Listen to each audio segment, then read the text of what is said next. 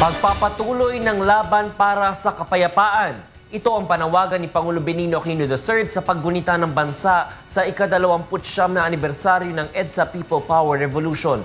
Ito ang balita ni Nel Maribuhok. Tayo ay mag-aalay ng parangal sa harap ng EDSA People Power Monument dahil ito ang sagisag ng wagas na pagmamahal sa Pilipinas at ng bawat tagumpay na ating nakamit sa pamagitan ng People Power. Nag-alay ng bulaklak si Pangulong Benigno Aquino III sa EDSA People Power Monument bilang bahagi ng anibersaryo ng People Power Revolution ngayong araw.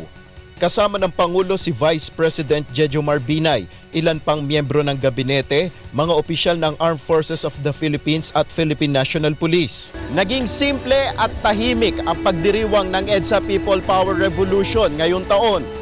Ayon kay VP Binay, hindi naman mahalaga kung hindi naging magarbo ang paggunita ngayong araw ng EDSA People Power.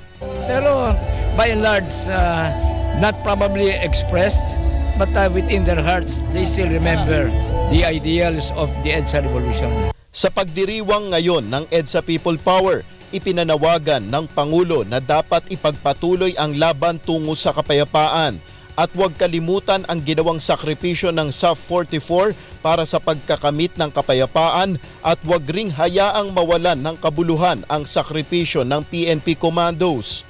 Dagdag pa ng Pangulo, hindi siya papayag na lumalapa ang kaguluhan sa Mindanao at hindi maaaring isuko ang pagtataguyod ng Bangsamoro tungo sa hinahangad na tunay na kapayapaan sa riyon.